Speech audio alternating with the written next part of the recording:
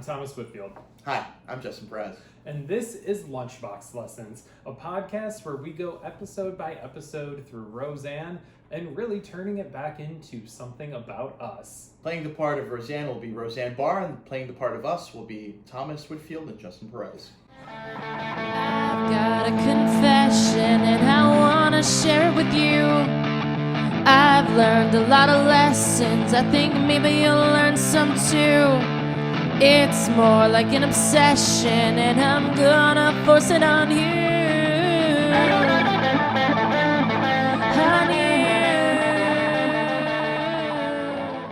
Hey guys, and welcome back to another episode of Lunchbox Lessons. We are going to be diving into Season 1, Episode 5 of Roseanne Radio Days.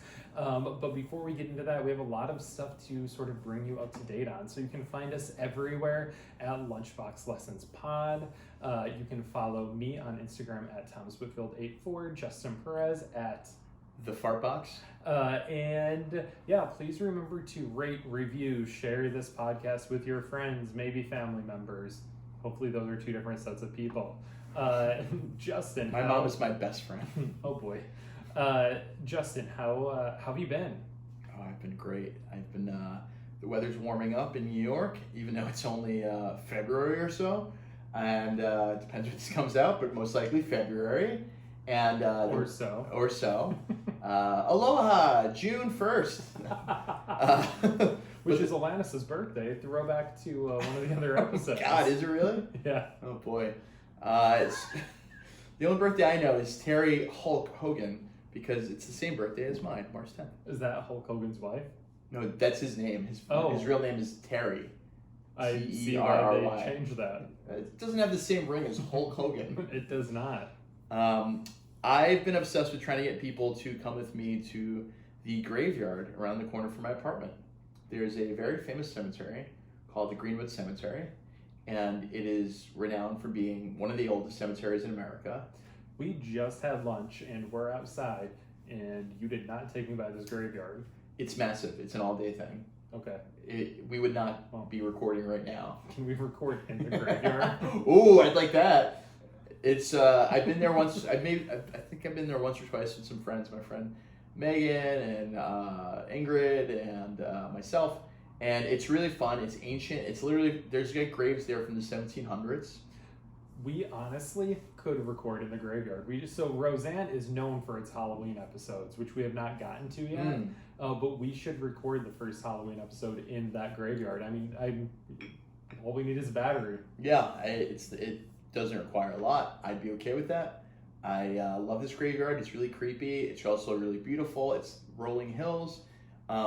So what you realize is that grave markers were very different since pretty much every year except the last 75 years. Pretty much the first from 1700s to 1900s, there would be a weird description or something about the person marked on there. There was a boy who died at the age of 5. Let's say his name was Theodore Thrombley or something, right? Which is weird. Oh my God, that's the character from Her. That's the exact character from the movie Her. The Joaquin Phoenix movie. Oh my God. That is very odd. That of all the names I pulled out of my asshole. Yeah. It was a man's name. Surprise, surprise. The manhole. That's what I call my butthole. So let's say it was, Frank Stevens. It said Frank Stevens, 1873 to 1877, and then it says God's finger touched him, and then he died. Which is really what does that mean? God's finger touched him and then he died. And did then he have passed some away. weird birthmark on his face? Aren't birthmarks sometimes known as a touch of God? Perhaps. I don't know what the story is, but I remember taking a photo of it and it was really funny to me. There's a lot of funny grave markers. There's a lot of sad things. There's a marker of a little child and it was Danny, the good little boy. And it says 1771 to 1772, and you're like, Jesus Christ, this is fucking terrible. They're like every town has a graveyard, obviously. I think the one in my hometown in Michigan was right across from our high school, and people would go to the graveyard to smoke a lot. Yeah, classic. Yeah, and I would sometimes like to hang out in the graveyard just because I was goth and thought it was creepy. But like I look at it now and I'm like, this is just a graveyard in a town where like the oldest grave was probably like 50 years. Yeah. It's the graveyards are always a place where kids go to fuck. Also, well, because I grew up in the city until I was 11 or 12, and then we moved upstate to Brewster, New York, and when we would try to like either hook up with people or have some privacy, we would never. Sometimes it'd be at someone's house. Sometimes it'd be like a random like turnaround, like a dead end street that we just knew we could like fuck around and hang out at. We used to have bonfires at dead end streets. I'm pretty sure that when I was in 7th grade or 8th grade, I kissed one of my friend's boyfriends in a graveyard. Ooh, how exciting. At that time, I think it probably was very exciting. It's probably like one of the hottest moments of your youth. Probably, yeah. To kiss a man in a graveyard.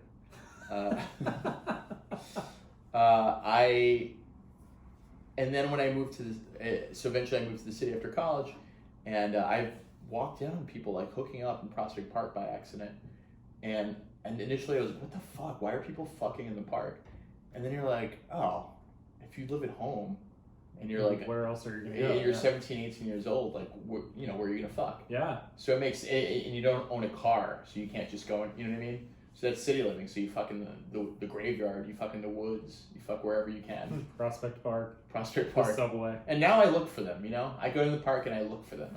I don't think I've ever seen something like that I've noticed. Yeah. Maybe I'm just not looking. So who have you been taking to the park with you? Or to I've taken no one. I've like bothered a few people to do it this year, but the weather's not good enough just yet. So once it creases over like 55, 60, I think that's a good time to drag someone to that. And they're always pleasantly surprised when they go. They're like, this is actually really cool. So you have taken someone. I have taken people, okay. Yeah, I have. I've gone there twice. I've even bumped into a co-worker's father's grave, which is bizarre, but I knew he has the exact same name as him, and I remember he died a few years ago. So it was like, oh, wow, I found his grave too. Do you want to be buried or cremated if you die? I want to be cremated and then placed in a mausoleum. Yeah? No, I don't give a shit. You guys can fuck my body for all I care. You heard it here first, everybody. Justin just gave consent. I gave consent from the grave to fuck my body. I actually would like it, actually, if you fuck my dead body. You can get like a skin disease on your dick if you fuck a dead body. Yeah? Yeah. Not that I know. I'm just saying. Just saying I've read about it for some reason. And I have another refill if you need one. Yeah. Prescription. No, I think I read about in like some weird like urban tale about like, yeah, and then her boyfriend got this weird rash and she thought it was an STD. And then it turns out it was a rash she got from fucking cadaver. That just makes me think of Clerks. Is that a thing from Clerks? From that's the movie Clerks, right? Black and white. Who's the? Why can't I think of the director? He's Kevin Smith. Yeah, Kevin Smith. Doesn't someone die? Like a guy die in the bathroom jerking off or something, and then he like has an erection, but a girl thinks that it's like her boyfriend waiting for her, and that she has sex with him. Oh my god. No, I've never seen Clerks. So. Oh no, I'm pretty sure. Like unless I'm making something up, it was a long time ago that I saw that movie, but I'm pretty sure that is like one of the subplots. Yeah. Oh man, that's creepy. Ugh. So maybe when we record our episode, we won't do that part. What do you want to happen to your body? So I want my body donated to science. I don't give a shit what you do to my body. Like, have fun, Yeah, I think I would like my organs donated, and I would like whatever's left to be cremated, and then just like, I don't know, put somewhere that I enjoyed. I don't know, maybe, what would be awesome? Put my cremations into a firework, like Johnny Depp style. Yeah, not Johnny Depp.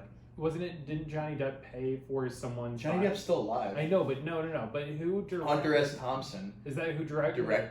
No, Hunter S. Thompson is who wrote the book Fear and Loathing in Las Vegas. And didn't Johnny Depp He was good friends with Johnny Depp. Yeah, and Johnny Depp paid for his things to get shot his remains to be put up in space. I thought that he was turning into fireworks.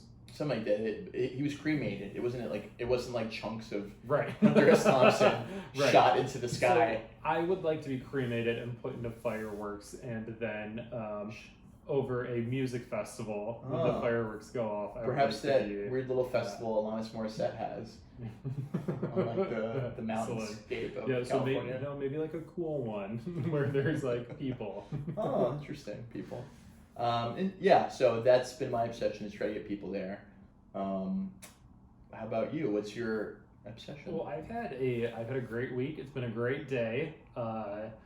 Billy Corgan announced on Instagram today that there are 21 new Smashing Pumpkins songs coming out in 2020. This guy is a machine. Like, he just put out his second solo album that I believe had 17 or 19 songs. Either way, a lot of fucking tracks. Yeah. Then did a solo tour through like November. This album came out, and now he has already like re-recorded, or he's recorded, edited, finalized, mixed, whatever. 21 new Smashing Pumpkins songs that are coming out this year. They just had a Smashing Pumpkins album that came out, I believe, in 2018. Was it good? So it was all of the band back together except for Darcy. And yeah, that's the keyboardist, good. Right? No, Darcy was the one girl in the group that bass. Oh, okay. And why is she out? She left the group back in early 2000s after Adore came out. The whole band broke up, and then none of them really continued to work together. I feel like Billy Corgan's probably super easy to work with. Or I guess after Machina, I said Adore, and it was, no, you're kidding. Yes, I am. Yeah, no, he's supposed to be really difficult to work with, but like their catalog of music is just like hundreds of songs. Like, he is a phenomenal musician. He's so what do you think talented. His hit rate is, though? Like, I don't mean like certified hits. Out of his song, obviously there was a time period when he was younger where he was churning out like number one hits that did very well. But now that you've seen him like some distance from that, how many songs are good per album, do you think? So like the idea, that's a really good question. I think the idea of what an album is has changed so much because people are now putting out like 2 tracks and it's an EP and then this and that. And I think it depends on what you're looking for. I feel like because I'm such a sort of devout fan that I keep getting kind of exposed to different genres of music. So his last solo album, OG Lala, that came out I think like 3 or 4 years ago, might be the best work of his entire life. Like, really? I think it's one of the best albums I've ever heard. And it's beautiful. Wow. Every song on it there's a song called Archer that just like tears me apart. His newest solo album, Cotillions, that's the one that has like the 17, 19 tracks, is not, it's like kind of has a bluegrass country sound to it. Mm-hmm. So it like some different elements. It's good. It's not my favorite of all of his work. Okay. I don't know if there would ever be like a hit off of that album because the sound is just so different. Interesting. But I'll be interested to see, like, I don't know how someone puts out an album with 17, 19 tracks and then turns around and puts out another thing with 21. Like, it's just this huge catalog of music, and he's doing everything on these albums because he's a control freak, and I get that. Yeah. Well, it's not too far off me and your relationship. There's a lot of editing, there's a lot of promotion, and it's all done by Billy Corgan. And I'm James Ito, right? Is that one of the members? Iha? Mm-hmm. Silly. I can't believe I don't remember a guy's name from 1994. The last time I thought about it. I'm James Iha, just sort of going like, when do you want me to show up? Let me know, and I'll play my 7 notes and get out. Yeah, absolutely. And I like it. You're very good at it. Well, because part of me wanted to like take some control back from you. I'm like, he's seen a lot. He has a lot on his plate. Let me do some stuff. But then some stuff I know that you're very particular about, like when it comes to editing the podcast, editing the video. I know that there's certain things you're going to cut out that I wouldn't cut out. And I know that if I were to do that, you would watch it all. And then you'd come back to me with a note saying like, hey, I look weird in this photo. Or I look weird in this shot. Can we just zoom in on this? Like, you would have some note like that. And I'd be like, this fucking guy, I can't believe this. So I mean, you're not wrong. Yes. You are not wrong. I was actually having this discussion with my friend Megan yesterday. Because I was like, so, we have it on YouTube, we have all this recording stuff that we're doing, and then I do all this stuff, and, I want Justin to be part of it, and I want him to feel like he's contributing, and that, this is all, his thing, too. Yeah. And I was like, but I have a difficult time, because I'm like, I'll just do it. I'm a little bit of a control freak. Yeah. And I recognize that, and the things don't bother me as much as they bother you. I think I had a note the first episode, I, misspoke in a way at the top of the episode that bothered me. But not enough that I give a shit. And I really haven't edited anything out. If there's a weird pause or something, I'll take it out. But overall, I haven't. I don't do heavy editing. Yeah. So that's kind of a look at how this podcast is made, guys. So just a quick look at that. We'll file that under things that we could talk about, when we're not recording. So you're obsessed with Billy Corgan. So yeah, so he announced that he has 21 new. Well, this isn't even what I was obsessed with this week. This is just a good morning. So he announced that he has 21 new songs coming out for Smashing Pumpkins this year, and then I put it in my story, and then he reposted my story. Wow. I was like, that's a win for me. Yeah, that's a win. He looks at you the same way Corinne Fisher looks at everybody Oh who posts about her. She's like, sure, whatever.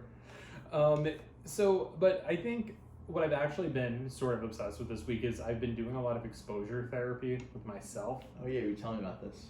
So exposing yourself to things that you're not comfortable with. Yeah, absolutely. And I'm afraid of snakes. Yeah. That is my phobia, are snakes. Yeah. I do not like snakes. Who does? I mean, some people do. Ugh. Freaks. And so with exposure therapy, the point is to kind of slowly expose yourself to different stimuli that are associated with the thing that you want to no longer be afraid of. So I have been taking time to go to pet stores and look at snakes through glass, and I've gotten better at it started out with me actually looking at YouTube videos of snakes. This has been over a couple of years because I never see snakes. It doesn't really bother me.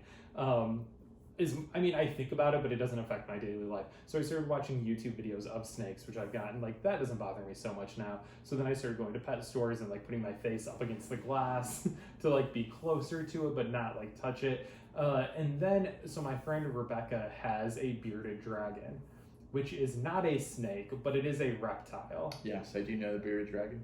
So I went over to her apartment, and this thing is probably a foot long with its tail, maybe longer. But it fits in my hand. It's a big toad sort of thing. Yeah. And scaly. Yeah. And so on my Instagram, I did an exposure session live. So that people could see sort of what it was like. So I was talking about what is my subjective units of distress score, 0 to 100. And before even doing it, I was a 50, 55, knowing it was in the room with me that I was going to touch this reptile. And then she took it out and I pet it with one finger, and then I did 3 fingers, 4 fingers, and then I fisted it. And then so then I was having sex with the bearded dragon. Yeah.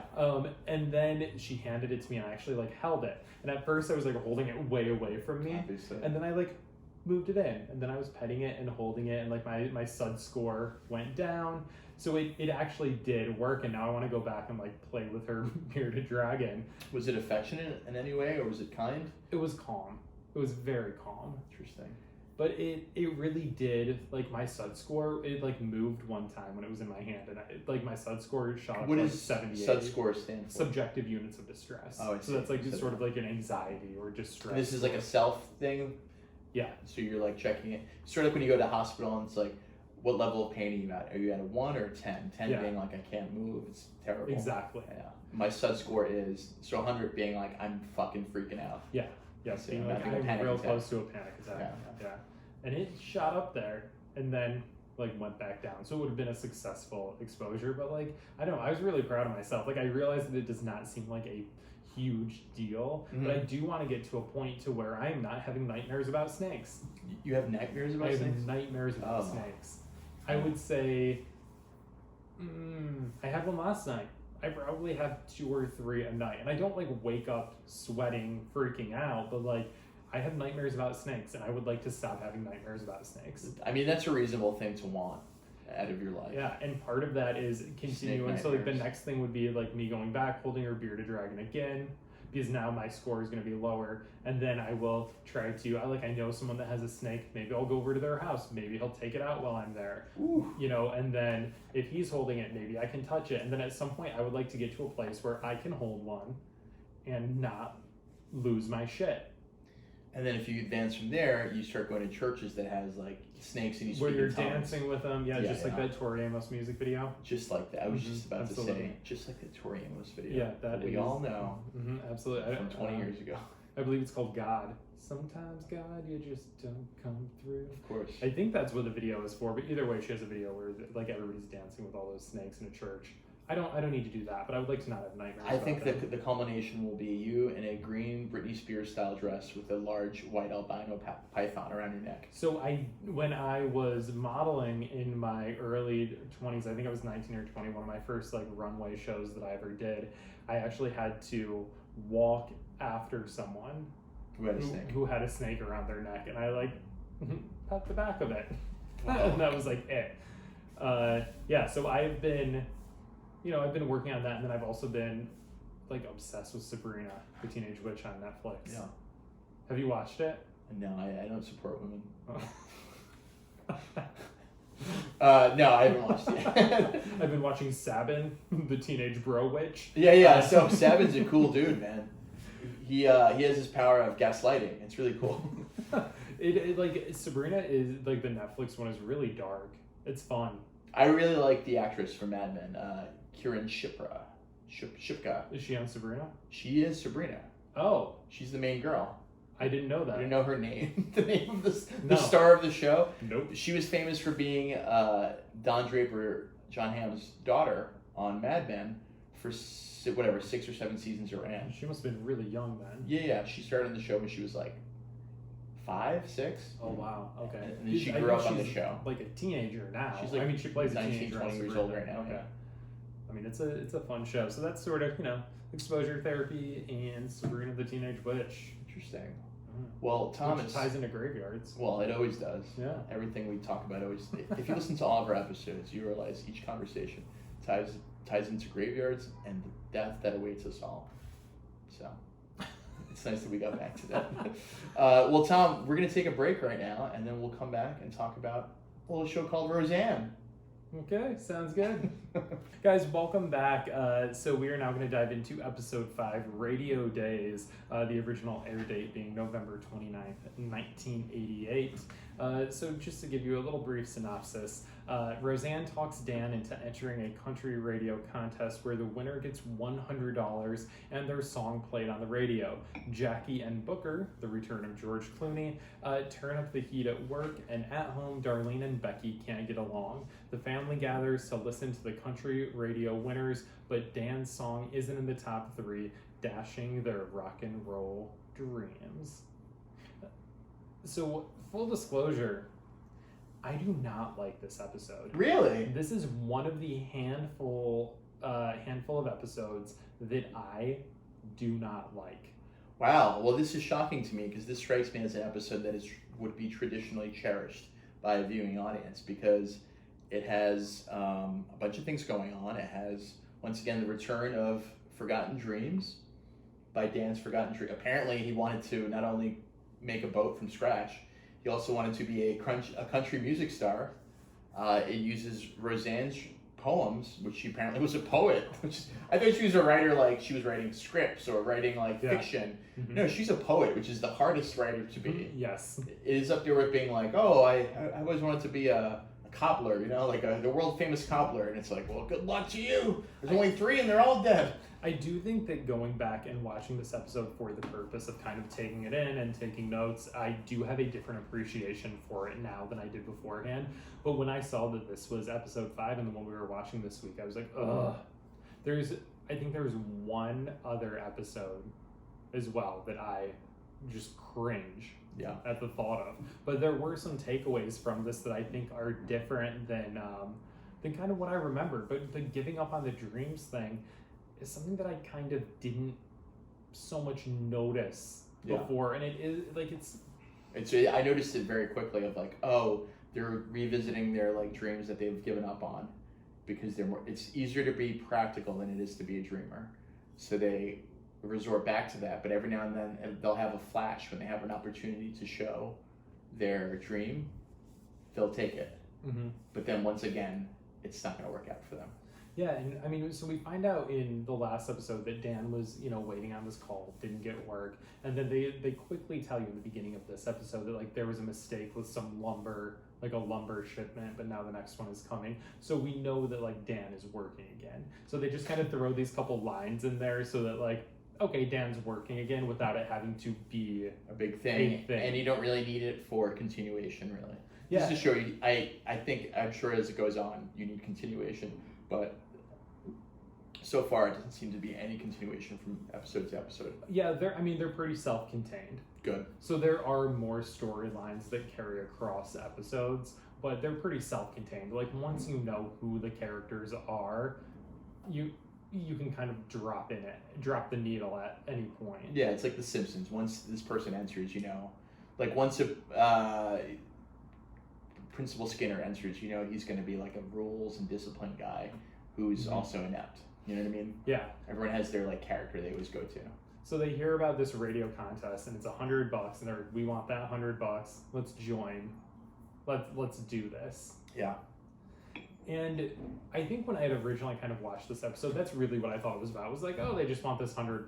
But then as the episode goes on, like Roseanne is telling all her coworkers about how like they entered this contest and how they're gonna win, and then she kind of has a few lines about how they're gonna go on tour together and like take the kids, and her and Dan have a couple like conversations together about what their life would be like if they won. Sure. And then it just kind of carries on to where you're like, oh, there is actually some belief here that if they won this contest, like maybe their life lives would be could different change for us if I won this. Yeah. Yeah. But like any good show, it's got a small victory. So I'm jumping ahead, but you heard in the synopsis that they don't win the contest. They do not. It's a very sad scene of there's four entries. Yeah, so the entire family is sitting around the radio waiting to find out if they won. Like all three of the kids. The radio gives you some like very interesting information. It says there's only 4 applicants, so we only have 4 submissions. And remember, guys, there's only 3 prizes. So they start celebrating like, we got this. And then they don't get third. They don't get second. And they think that this is all leading up to them obviously winning the grand prize, which is $100. Yeah. And you get to go to an inn. And they don't win it all. And they kind of take it in stride. I actually was surprised how easily they took it in stride. Like, we didn't win, Dan. Let's go. Let's go to the kitchen. And then the kids ask them to play the song. And Dan plays the song. And it's kind of like a nice little concert moment. And like for a brief moment, he's a country god to his family. And that's the small victory. Yeah. Like the big victory would have been like, this changes their life. Or this changes their week.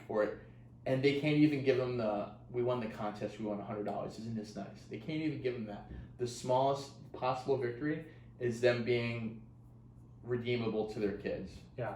And that's kind of nice. Those are my favorite shows. The Mad Men's always like that. Comedy Central's Review is like that, weirdly enough, for Bizarre Show. It's always small victories. It's never the full victory.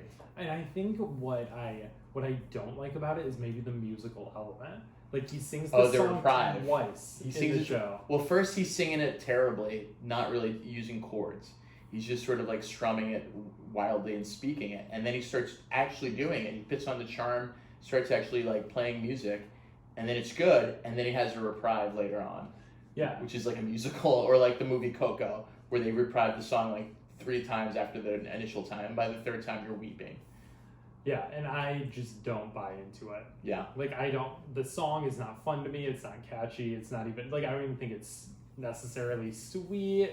I thought it was... For whatever reason, I'm really turned off by the song. I don't know why. I thought it was fine. I think if it came out today, they would have released it as a single on Spotify. Like a little bit of Alexa from Schitt's Creek. Oh, yeah. Well, they do that on any show now, like Real Housewives. Don't Be Tardy for the Party. Oh, right. That was a song that was released. Like, anything that you see on TV will be released. Or, like, the same thing with, like, Conan O'Brien. If he mentions a fictional website, they're obligated to buy that website. Well, and I just mentioned Sabrina in one of the episodes in season 3 is, like, all these musical numbers. And I'm like, this isn't a musical TV show. Like, why do we have musical numbers? Yeah. It kind of gets... I don't know why it gets under my skin, but that was how I felt when he was in the garage the first time with Roseanne singing it. But yeah, it does tie together. Like, she was a writer, you know, she had poetry. It kind of goes back to Patsy. Yeah, they both had dreams. Like, we all have, like, we see our parents as these completed things. Like, of course, my mom wanted to work in court. Of course, my dad wanted to work with computers, systems analyst. But no, there was a time where they were dreamers. There was a time where they, like, they thought grand things for themselves before they got beat down by the world. And this shows you that glimpse into that. Like, what do you think your parents wanted to do before they did their respective jobs? What are their jobs, actually? So my father was a gym teacher and retired. My father wanted to be a Major League Baseball player. Of course. And I believe every gym teacher has always wanted to be a professional athlete of some sort. Yeah, and I think that at some Or point... he hates kids. Maybe both. Probably both. Or just his own kids. Jesus Christ. So he was there was a story growing up that, like, he was supposed to be drafted by, like, the Red Sox or something, and then something happened with, like, him getting caught with marijuana, or people saying he had marijuana when he didn't, and some drug tests. I honestly, like, we were not allowed to talk about it as kids because he would get so upset. So I don't even know the full story. I just know, like, bits and pieces about it. But I know that he thought that he was going to be a Major League player, and that did not happen. And it has been one of, I think, probably the biggest disappointments of his entire life. And probably, you know, played a big role in his forcing my sisters and I to, you know, play sports and wanting us to fulfill this dream that he had for himself. My father is very much someone who thinks that he has the keys to how everyone else could be happy, and if everyone would just do what he says, everyone would be happy. Didn't you just describe modern therapy? No, I fucking didn't. I have the answers, and this is how you're going to be happy. Follow my... No. Wow, how interesting. Oh, man, that's a lot to unpack. That's very interesting. Yeah, it's weird, too, that the biggest disappointment came when he was, like, probably, like, 18 or 19, which is, like, a really crazy thing and crazy pressure, and you don't understand the ramifications at the time of actions that will haunt you for the rest of your life. His father had been a boxer, whom I really don't know that much about because we're not allowed to talk about his dad really because he gets upset. Like, my father will avoid emotions forever. His brother was hit by a car when they were kids playing outside. They were, like, throwing a ball back and forth, and the ball went out into the street, and his brother ran out to get it. My dad grew up in Brooklyn. Don't know what part. And maybe down the street from here. I don't know. Who knows? And his brother went to run out into the street to get the ball and got hit by a car, and then was like mentally retarded for the rest of his life. Following that, my grandmother had to take care of him, and my grandmother, like, blamed my father for all of it. Oh my God! So, like, that's crazy that she was correct. And then his dad died, and then my dad... Was he chasing a ball also? No. I'm sorry, these are two... You know what? No, but that's a great question. Like, I'm not even sure how my grandfather died. Like, it might have been chasing a ball. There are all of these things that, like, on my father's side of the family, like, we don't talk about, and we're not... Because his anger is so strong. Yeah. They're like, we can't even approach this conversation. Yeah. So we just, like, don't talk about it. But how interesting would it be to know where he lived in Brooklyn? You might... So how about this? I found this out. I used to live in Crown Heights in Brooklyn. And I was talking to my mom, and my parents came to visit me one time. And I was like, what's the name of the hospital you were born in? And she goes, it's not here anymore, but it was called Brooklyn Jewish Hospital. And I was like, there's a series of apartments that used to be a hospital called Brooklyn Jewish Hospital, 1 block away from my apartment. Oh, wow. And we walked over, and she was like, yeah, this is it. This is so fucking weird. Yeah. And I was like, yeah, it is pretty weird, but thank you for... Like, there's so much history that you can know, and it'd be interesting to know what type of person you are based on what happened to you and what happened to your dad, and figure out his shit. Yeah, Or I can just figure it out via Roseanne. God, some sad shit. I love it. I mean, that's what my dad had wanted to do, and my mom. I think my mom always says that she just wanted to be a mom, and I actually think that's accurate. Like, Yeah, I think there's my some mom people like always that. just wanted to like Some guys like that. be a mom. Yeah. So that's What did your parents want to do if it wasn't what they ended up doing? I don't know what my biological dad wanted to be. It's a great question. He went into the military and then he was kind of a loaf after that. I don't know. He never had a direction in that sense. I think my mom wanted to be a figure skater at one point. Oh, that's cool. Yeah, she did competitive figure skating and she did competitive diving at one point until she hurt herself and almost drowned. And so that was the end of that. There's not a lot of money in competitive diving. I don't know if you know a single famous diver who's famous besides Greg Louganis, who's famous for knocking his head out and then also getting HIV. Yeah. There's the only two.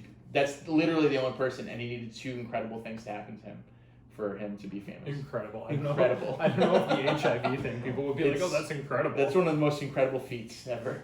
And then my stepdad, I think he wanted, honestly, I think there was a time where he would have been happy being like John Travolta and Saturday Night Fever, like a world famous hustle dancer, you know. I've actually never seen that movie.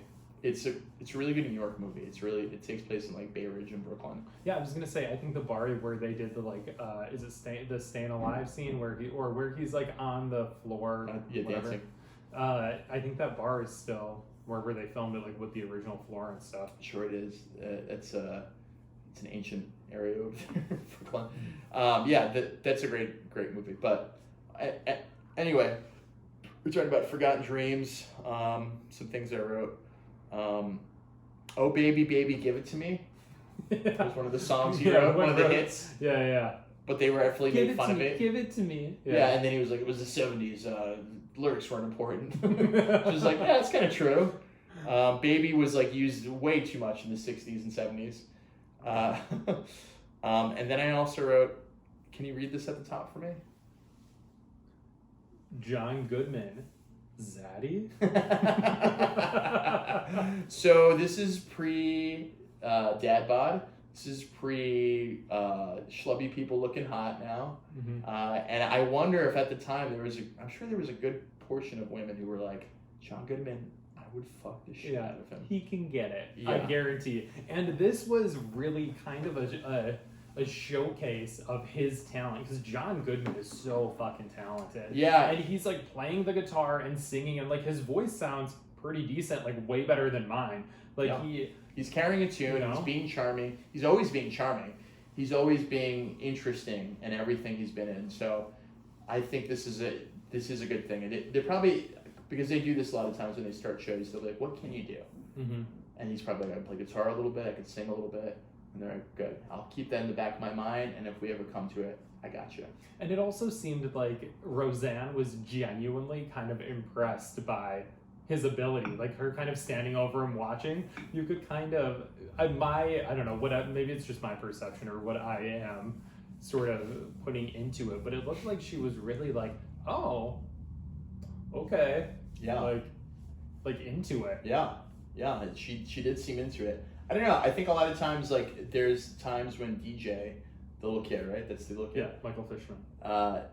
When DJ delivers a line where he's kind of laughing, because I think, and Roseanne's laughing back at him. They're like suppressing laughs. Yeah, they like because both they're having know fun. that they're being sarcastic. Yeah. In whatever capacity he understands sarcasm to be, because he's a child. Yes. Sarcasm is usually lost on children and the mentally ill. But like a lot of the great casting is that there actually is genuine like chemistry. There's real chemistry. I would say the only person I think the chemistry is kind of like flawed sometimes is the original Becky. Yeah, and that will change.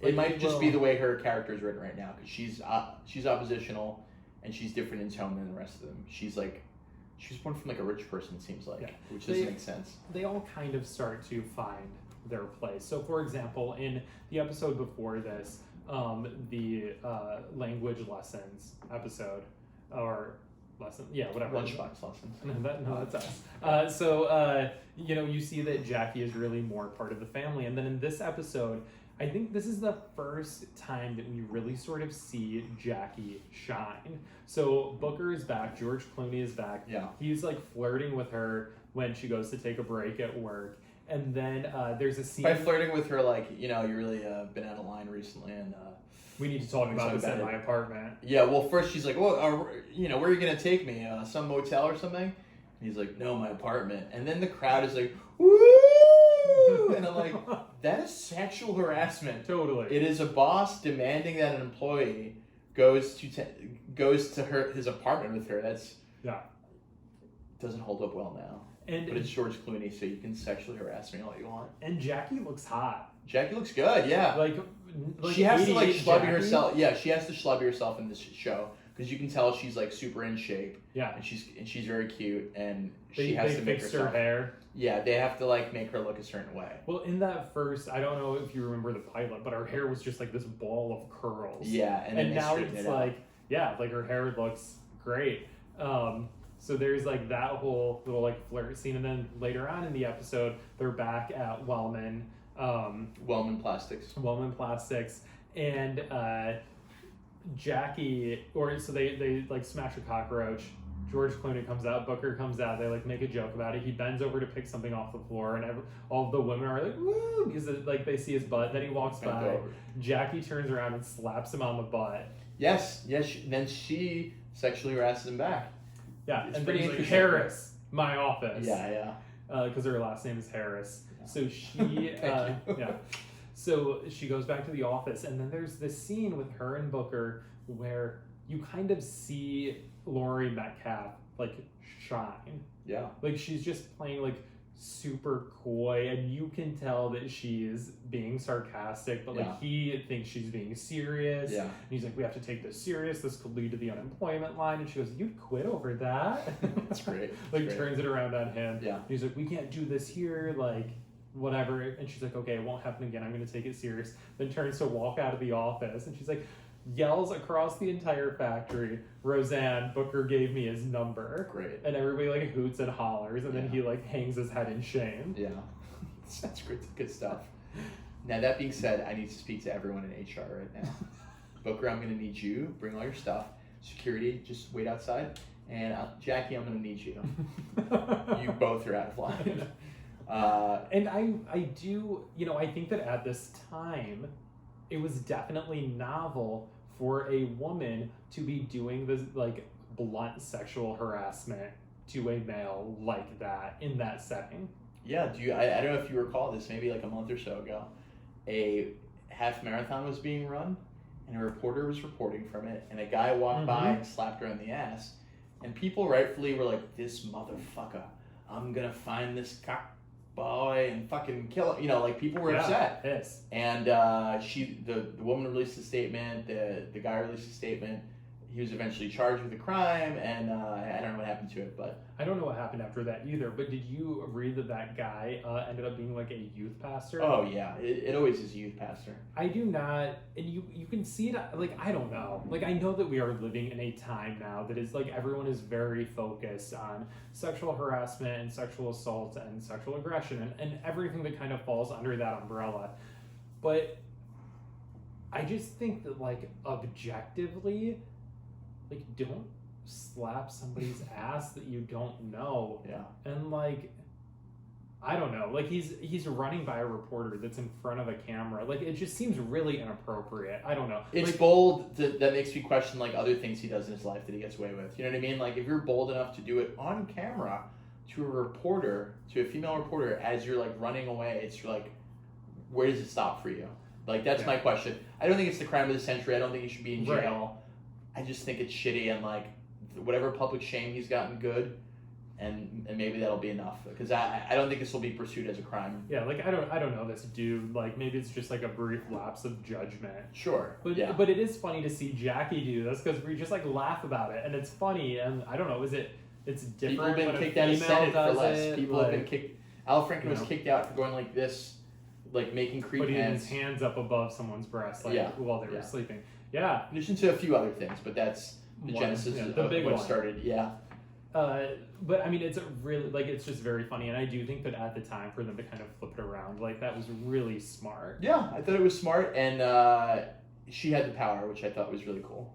And so Roseanne has told everybody at Wellman that Dan has entered this contest and that he's gonna win. So she's kind of setting it up there. There's all these women we've never seen before. Yeah, There's, in the all woman factory, except for the guy whose name I forget. He pops up like a couple times. Butters or something. He's like, I'm gonna listen now. I'll be listening. You know, he has this very bizarre thing, and so now And she's like, piss off. Yeah, or whatever pretty she much. says.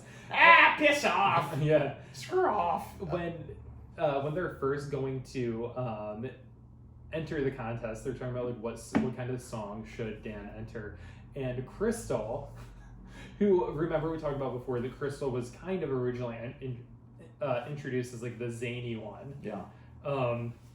She is like, oh, I think it should be a hardship song. Yeah. And then she goes on. She starts describing. Yeah. And she says, my parents kicked me out of the house when I was 16, moved in with my crazy aunt and a full house of cats, married at 17, widowed at 18, tornado carried away my car, hospitalized for pneumonia. And that's like her like lyrics to her song. Yeah. And then Roseanne's like, everybody sing now. Yeah. Because it's such a catchy idea, this super heartbreak shit. And what it reminds me of is when I do group therapy, in like the first session, everybody goes around and introduces themselves.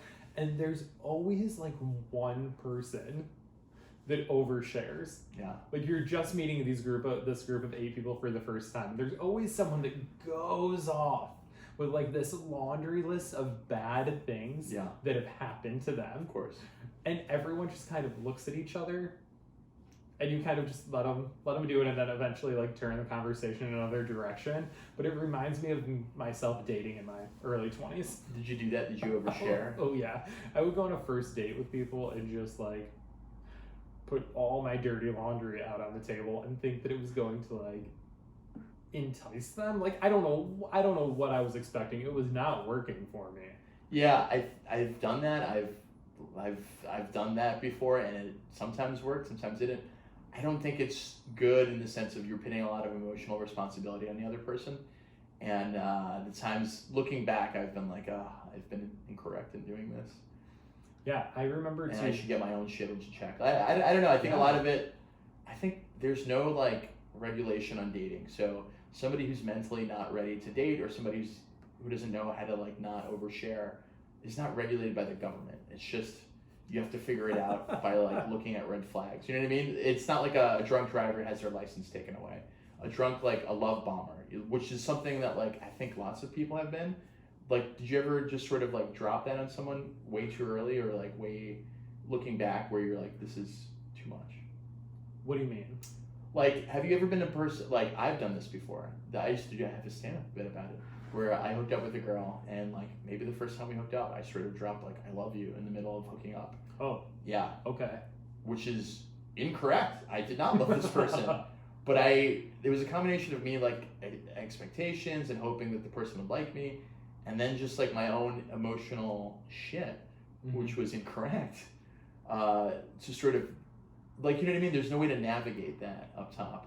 I don't think I've done that with I love you on a first date, but I've definitely like dropped a lot of emotional shit, like opened my baggage in the middle of a first date. Yeah, you brought like a suitcase with you and you started unpacking. Yeah. And they're like, what are you doing?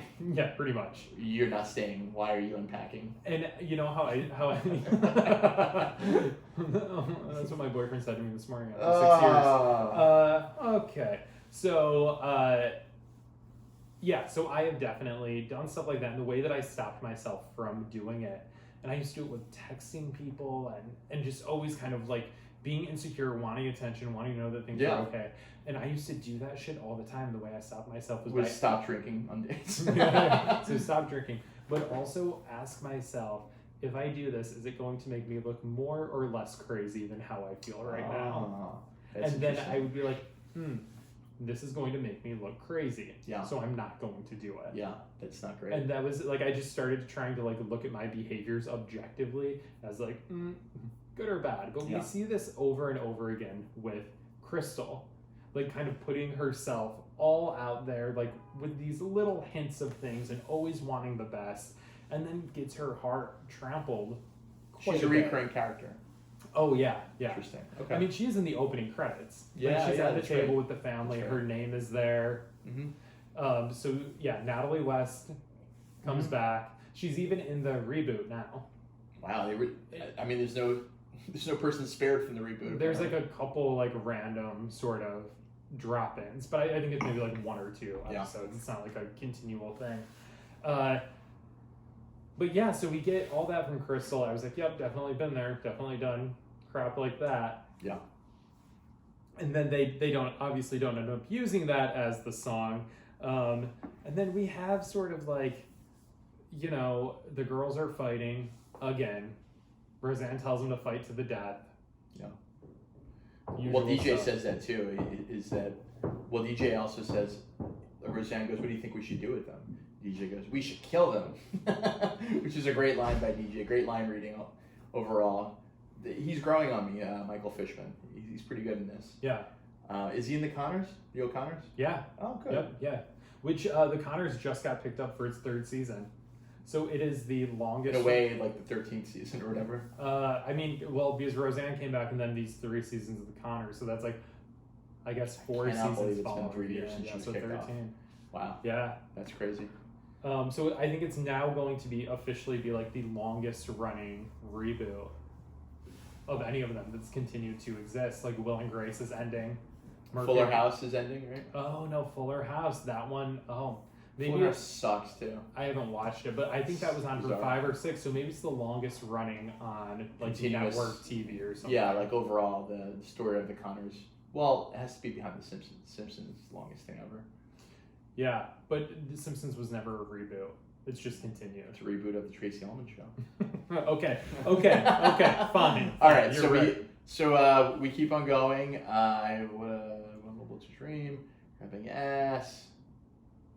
Honestly, like that may have been the entire episode. Like it is not an episode that really has a ton going on in it. Like when I was writing the synopsis, I was like, this is really simple. Enter the contest, Jackie flirts with Booker, girls fight. Yeah. End of show. Like if we didn't have Dan singing for that 4 minutes, the episode would have been too short. Yeah, I think it was a decent episode. I think I don't know. There's just some things that hit people differently. Like my least favorite Beatles song is Dizzy Miss Lizzy. You make me dizzy, Miss Lizzy, the way you rock and roll. Do you know that song? No. It's a terrible song. It's a cover by them too, and it's just I fucking hate it. It bothers me to no end. And do some people love it? Yes, people love it. I think there's a bunch of Beatles songs I think are just terrible, and people are like jerk off to it. A Yellow Submarine, people love. I think it sucks. I've listened to a lot of the Beatles music. I'm sure there are songs that I have not heard. I've listened to a lot of the Beatles music. That's a great statement. Is it? I mean, they're the most popular band of all time. It's like, you know. I mean, I definitely have not heard it all, for sure. Yeah. Like, I'm sure there's probably entire albums that I have not heard. But I've listened to, like, their greatest hits albums. And, you know, I saw Across the Universe. God. All right. I watched that movie yesterday. Oh, boy. Yeah, it's a documentary. Did you ever enter any, like, radio contests? No. I called into a radio contest for a girl that I was dating. And did you win? No, you didn't win. No. I called in. It was like a song dedicated. Well, this is a really bizarre story. So when I was in junior year of high school, I'm still a virgin, and I was dating a girl for like 4 weeks, 3 weeks. I think being a junior in high school is like pretty, like a virgin as a junior in high school. Like I think that's pretty normal. No? Yeah, at the time it doesn't seem normal because you hear about you like build up other people who have had sex, but you don't realize how crazy it is that they've had sex. Because I knew people had sex in like 7th, 8th grade, and I was like, holy shit, I should really catch up. I mean, I got like a blowjob in 7th or 8th grade. Male or female? Female. This girl and I used to hook up after school. Oh, nice. So you're not a gold star? No, I'm not. And I mean, she What is also, your- you know, ended up pregnant. You got her pregnant? No, I did not get her From a pregnant. bullshit. My God, how strong is your sperm? No, but however, we knew so little about sex education. Yeah, but, of course. She did actually, her period was late, and she thought that maybe she was pregnant, but there had never been any sort of insertion. And I was like, oh my God, what if she is pregnant? Yeah, like, she swallowed oh my it. God, I'm in 8th grade and or 7th grade, and my life is over. Am I gonna have to drop out of high school and get a job? Sex education was terrible and we didn't know. But no, she was pregnant our junior or senior year. She walked in, so I guess our senior year. She had a baby. She had the baby. Yeah. Wow. Oh, yeah. How's she doing now? I don't know. I'm sure, I'm guessing that she's had 3 or 4 more kids and 2 or 3 husbands. Okay. Just because everybody that I follow from high school on Facebook, for the most part, not everybody, but a lot of people that They have that pattern. yeah, lots of kids, lots of marriages. Yeah.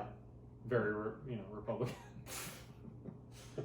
So I was dating Deanna Ordzikowski, and remember the time people used to mock her because her name was Ordzikowski, so they'd say orgy on the couchski. I remember thinking that was cruel. She was a really nice person. Kids, so we were dating, and by dating we hang out maybe once every other week. This is 4 weeks of dating. We made out maybe once or twice. There was nothing too exciting. I think maybe I touched the boob. I don't know. Wild stuff. And so I know she listened to this weird song dedication show, a local version of Delilah. I love this. Yeah. It was called Love Songs with Elizabeth Yates in Connecticut, and because I live in the border of Connecticut. And so she listened to it, and one time I just you know what? I'm going to call in and dedicate a song to her. So I called in, and when you call in, you get a radio operator. You get an operator, and the operator's like, hey, how's it going? I'm just one of the operators here. Who am I speaking to? And I was like, this is Justin. And is there a song you'd like to dedicate? I go, yeah, Name by Goo Goo Dolls.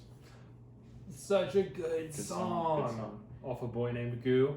Great name for an album. 1994. Oh, Jesus Christ. And so I go, Name by Goo Goo Dolls, and she goes, okay, and who's it for? And I go, it's for my girlfriend, Deanna. And she goes, is there anything you want to say to her? And I'm like, what do you mean? Anything special you want to say to her? What, I love you? No, just, whatever, thanks for being my girlfriend or something. And she's like, all right, thank you. And then I go, oh, that's weird, okay. And hangs up the phone, and then I call Deanna and I say, listen to love songs right now. There might be something a little special in there. And she was like, what? She just didn't get it, and she was, oh boy. And okay, so yeah. she's like, what? And I'm like, just listen. And so she's listening to it in her room with her mom, and then I hear Elizabeth Yates. Hi, it's Elizabeth Yates. Who am I speaking to? Justin. And Justin, is there a special someone that you want to play a song for? Yeah, Deanna, my girlfriend. Okay, and what song is that? Name by Goo Goo Dolls. Oh, great song, Justin, great song. And is there anything you want to say to Deanna? I love you. Wait, so you did say I love you? I don't get it. If you listen to what I said before, they're like, is there anything special you want to say to your girlfriend? What? I love you? Oh, no. So they edited it. They edited it for me to say that I love you. And then they just put... Oh my God. Because my response was so crappy. It was, what, I love you? No, just say, I'm happy to be your boyfriend or something. I didn't realize that they would, play the audio. I thought it was just, I didn't, fully understand that they were going to edit the audio and make it seem like it was happening live. And so I was like, whatever, just tell her it's from a boyfriend, Justin Perez, whatever. And so they edited it for me to say, I love you. And so I'm going, oh no. And at this point, I'm not when I'm 27 where I said that drunk when I hooked up with a girl. So at this point, I'm freaking out because I've never said it to a woman before. So at this point, I'm really freaked out. I call her and I'm like, hey. That's not what I meant. Well, pretty much. I'm like, hey, I know things are going well with us, but I don't want you to think the wrong thing about me. But I don't think I really meant that. And but the feelings I have for you are different, and life is crazy. And just nonsense. And then she was like, yeah, I have to go. Oh, and then we broke up. By we, she broke up with me I don't know, a week later. Oh man, her mom was like, you're done. You're not seeing this boy anymore. We are out of And here. the best part is, so I always carried this story with me as one of the most embarrassing things in my life. She doesn't remember? I saw her at a wedding, maybe 7 years ago. And they played it? The DJ played the track? No. She had, I went up to her and so when I saw she was at the same wedding, I told some of our mutual friends the story, and then I was like, "Do you remember Name by Goo Goo Dolls?" And she's like, "Yeah, I love that song." And I'm like, "Do you remember when I dedicated that song to you?" And she's like, "What are you talking about?" And then I like retold the story to her. She's crying, laughing because everything rings true, but she had no memory of it anymore. She like blocked it out of her brain. She's like, "Yeah, I did listen to Elizabeth Yates. Yeah, this sounds vaguely familiar." And I'm like, "This happened. I know it happened. It was a very traumatic event in my life, and the thing I built up for years was nothing to you." It's like a bully not recognizing you. Yeah. 15 years later, he like terrorized your life, and when you see him on the street, he's like, "Hey, I don't know who you are. Yeah, we went to school together." You know what I Oh mean? my gosh. Yeah, that was great. I used to want to be a radio DJ. Oh. I used to really want to be a radio DJ. Wow. And I used to make mixtapes, like Oh, with yeah. a Classic. microphone. And I used to do like stuff in like spots in between. I would do like my weekly top 10, and I would make tapes and pass them out at school. Can you do a version of what you would say in between? I don't tracks? remember because they would, like, all top 10 would be like Alanis. Like, it was ridiculous. It was all like, it was just the songs that I liked, but I would do it like I was a DJ. My mom's boyfriend at the time had like a dual tape recorder. Wow. And I would make mixtapes, and then I would give them to my girlfriend at the time, Samantha Green. And this was like Sam, as you sixth called her. grade. Did I call her Sam? Probably. That was my first. As a way to like make her man. Yeah. I Hey mean, Sam. she was. I dated Alex, Sam. She had some masculine energy about her. Nice. The first girl I kissed too. Hey. Yeah. Look at that. Terrified. My first kiss was terrifying. Why? I don't know. I'm scared. I was afraid I was going to do it wrong. It was in the days of Dawson's Creek, and everybody was like super cool. Yeah, yeah. I had the I had like the inverse version of you. I remember my first gay kiss. Yeah? Yeah, I kissed a man who wasn't my cousin. Ugh. It's true. So growing up, because I was like, this is stuff I've covered in like other podcasts, but when I was a kid, I was fiddled with by my older cousin when I was 5. He was 13. Blah blah blah. Yada, yada, yada. I did not know that before when I was laughing about the cousin joke. Oh, you didn't know that? No. That's my entire Guys We Fucked episode. Maybe I heard it and just, I mean, you know what? You blocked it out. You block out the trauma of Justin Perez. Yes. Yeah. So when I was You 5, just don't matter to anybody. Just nobody remembers. No, I'm unmemorable apparently. So when I was 5, my 13-year-old cousin fiddled with me, and for a while. So growing up, I always questioned my sexuality. Like, maybe I do like guys because this happened, because this guy and I hooked up when I was. But obviously, looking back at 5, I didn't understand what it was. Yeah, it's not. I didn't really have like consent in hooking the up. situation. Yeah, but it wasn't like a forceful thing. You know what I mean? But at the time, I didn't understand. But growing up, you're like, maybe that's what I'm into. And so there was a kid that I was friends with. We were in the musical The Music Man together. His name was Chris Taggart. He's still like a nice kid. Bumped into him a few times, nice guy. And we made out in backstage of like a summer stage production of Music Man. I think there was a touch. I think he touched my penis, maybe. Oh. Or maybe like outside of the pants thing. I think it was an outside the pants thing for both of us.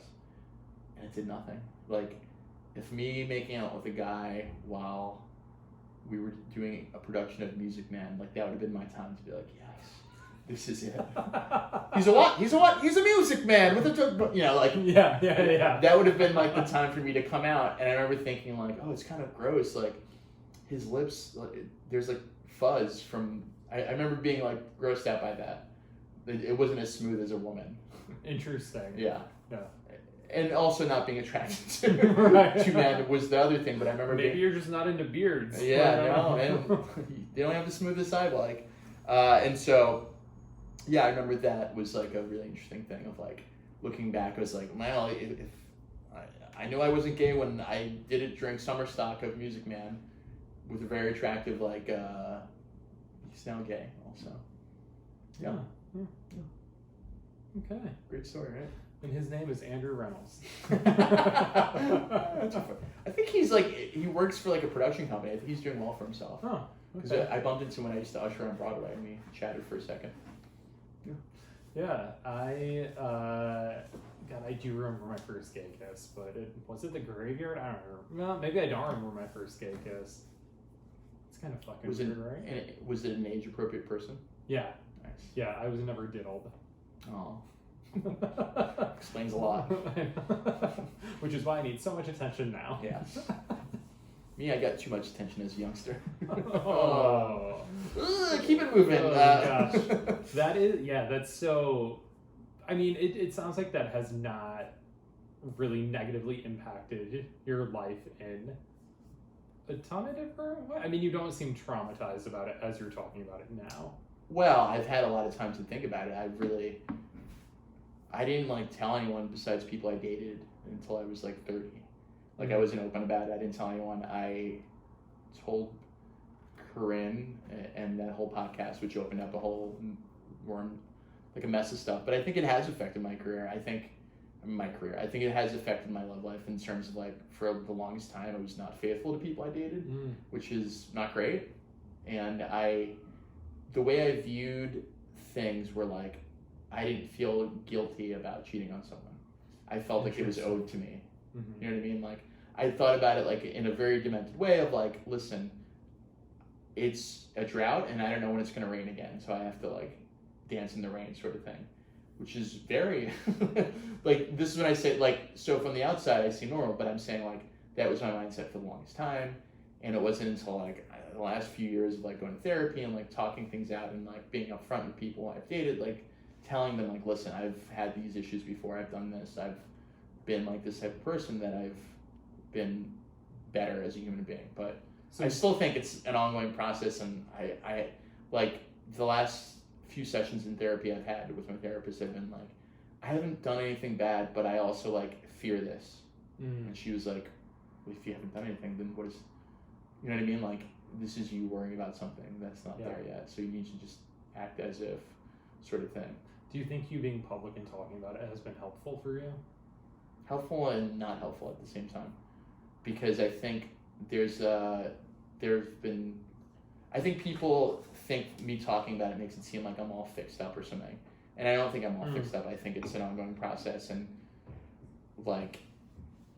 I don't necessarily think I'll fuck up in the same ways of cheating on someone and being such a complete scumbag about stuff, but it's there and it's definitely possible, and I don't know what I can do to prevent it besides talk about it a lot. Right.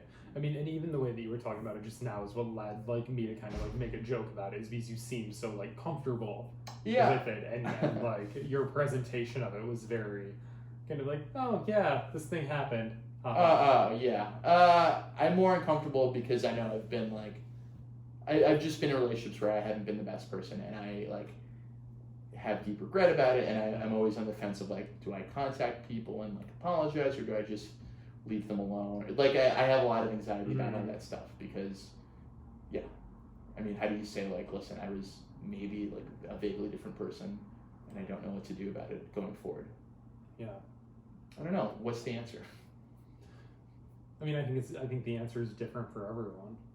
I think that people need different things to deal with trauma that either has been done to them or things that they've done to other people. And I mean, there is no one size fit all approach to this stuff. So some people might feel better going back and talking to people and saying hey, this other stuff happened, maybe this influenced my behavior at the time, whereas other people are maybe okay with not doing that. Yeah. I don't know what the best solution for the other people is, the other people that I've affected in my life. That's really my concern. I mean, my sort of mindset about it is I can handle it for myself, but I wonder how other people have responded to it in the past. Well, and also wondering do they even remember? You were talking about with your friend and the song. Yeah. You know, that really sticks out to you as something terrible, whereas maybe these people are just he was an asshole for a bit, whatever. Yeah. And don't carry it with them. Yeah. And, it's also possible that maybe they do carry it with them and they would like to hear from you. I mean, how do we know? We don't. I don't know. Yeah. Interesting. What a fascinating thing to listen to, Tom. Me ranting. Okay. Interesting. I've revealed too much of myself, and for the next 3 episodes, I will say nothing about my life. You know what's interesting with all the different topics that are covered in Roseanne, unless I am forgetting something, which is possible, I don't think molestation comes up, or rape. I don't think either of those topics come up in Roseanne, unless I'm like maybe someone's screaming at their radio right now. But I don't think that comes up as a topic, which is interesting because it's such a like I don't want to say feminist topic now, but like it seems like something that maybe there was some discussion about should we have this or not have it, because as you'll see, like there are some, hot button issues, not like sexy, issues that come up in the show. Yeah. I don't know if that's an easy thing to pull off, especially on network TV. I think you can pull it off, and maybe like, especially now with streaming service, you can definitely tackle that stuff. Well, I think that you are going to be surprised as we get into some other episodes then, because there's some serious stuff that does come on up. ABC. Wow. Yeah. Interesting. Well, I look forward to it. Yeah. This is the same time period Life Goes On was on, where they had a man with Down syndrome. Was right. Corky. I wasn't allowed to watch it. Why? It was because pretty... it had that, because he had Down syndrome and my dad couldn't handle that. What does that mean? Couldn't handle it? Because his brother was mentally retarded. Yeah, so he Down syndrome. I mean, what does that have to do with it? It's not like. Look, I wasn't. The show is pretty wholesome. I remember the show. I wasn't allowed to watch it. Oh I'm pretty sure because of that character. Your dad has some anger things going on. Mm-hmm. Wow. Is he still around? Yeah. You guys still talk? We talk like once a year. Once a year? Yeah. And when's that? His birthday? Christmas. Christmas. I'll send him a text on his birthday. Oh. Maybe we'll text on Christmas. I don't know. And he divorced your mom, right? Yeah. And has he remarried? Yep. Yeah, both my parents are remarried. They're happy in their marriages, so. Do you think he's changed as a person since his divorce? No. He's still the same person. I mean, no one really changes. We've talked about this before. Yeah, I think he's the same person. I don't think he's a bad guy. We just have not connected. I don't know if we ever will. I say that now as though I don't care, and I'm a little bit on the fence of if I do or don't care, which is kind of a shitty thing to say, but yeah.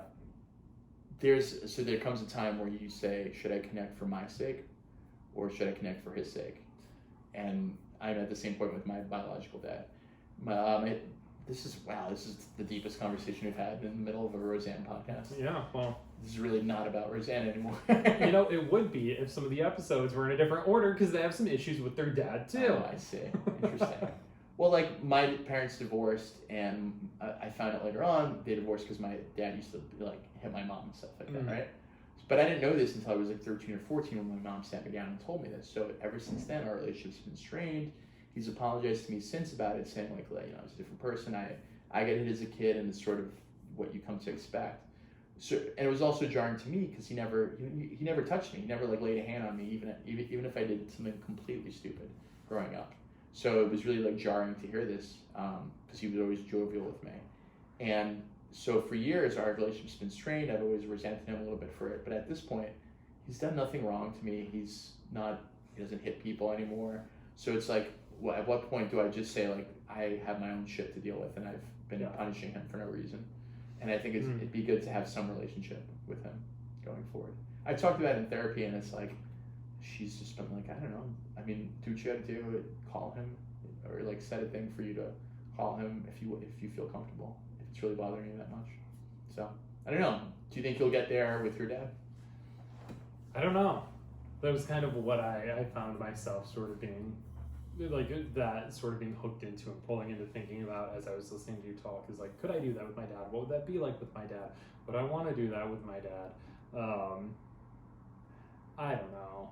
My father is not emotional in any way, and I'm a pretty emotional person, pretty at least in touch with my own emotions, and I don't know. The thing is there would have to be this like surface small talk conversation that would have to happen before we could have the deeper conversation that actually matters. And I don't know if I want to put myself through the more surface conversations that would have to happen first. Like, I don't know. My father and I do not see eye to eye on a variety of issues. Yeah. And he is very much someone that is like, if you don't agree with me, you're not listening. Wow.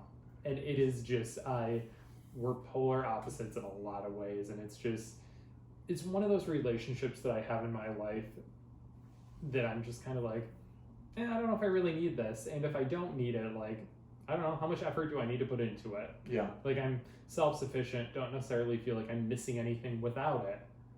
So, like... And do you have a father figure with, like, your stepdad? A little bit?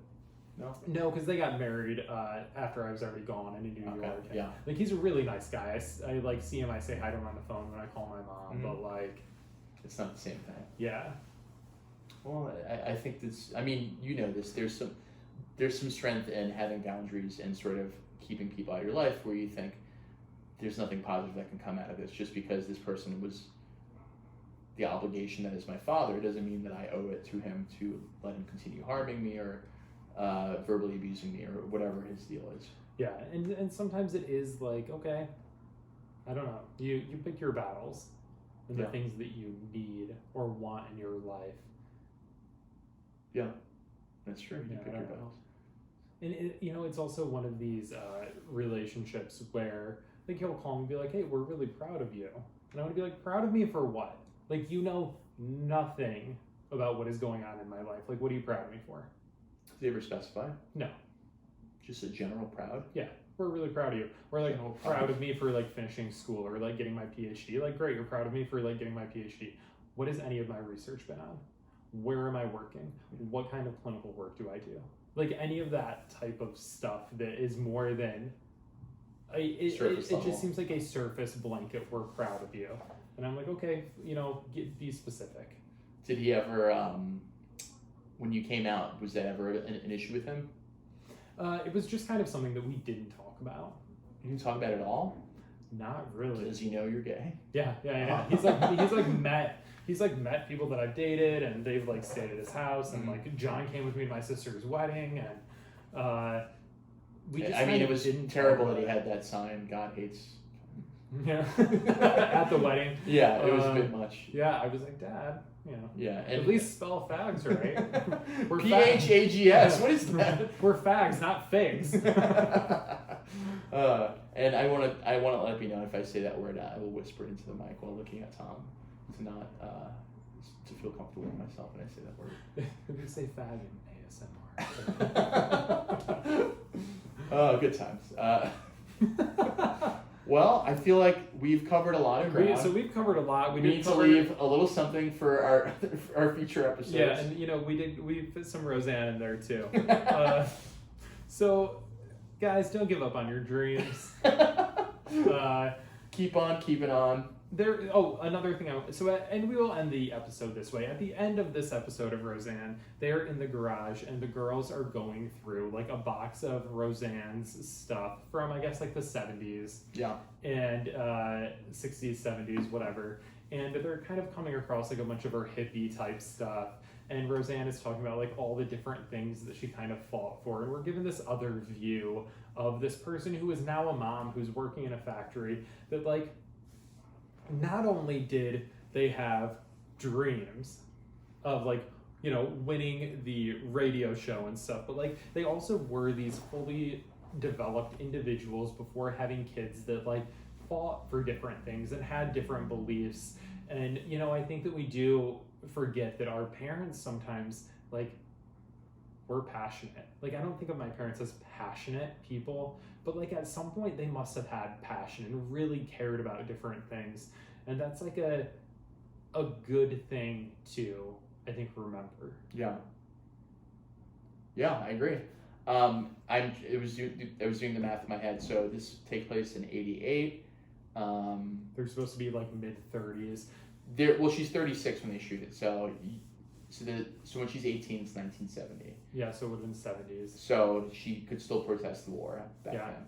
The war was in its last throes, and she probably was, when she was 16, 17, she probably was protesting the war. So that makes sense. And then the episode ends with her putting on these John Lennon, like oval glasses that have like the hooks into the ears. Yeah. That are I get the heebie-jeebies just thinking about those glasses. Those were like Dr. Octopus style glasses. Yeah. And that's how the episode ends, is her putting them on and looking into the camera.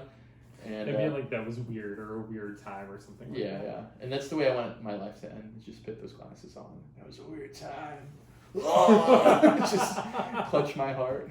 So, guys, thank you for listening to this episode of Lunchbox Lessons. You can find me on Instagram at ThomasWhitfield84. You can follow the pod on the Instagram at Lunchbox Lessons Pod. Our email is lunchboxlessons@gmail. Lunchbox Lessons Pod. It's the Lunchbox Lessons Pod at gmail.com. And you can find me on Instagram at the Fartbox and on Twitter at Justin Perez. And we will see you if you look for us on YouTube, and we will talk to you next week wherever all free podcasts are found. I've got a confession and I wanna share it with you. I've learned a lot of lessons, I think maybe you'll learn some too. It's more like an obsession and I'm gonna force it on you.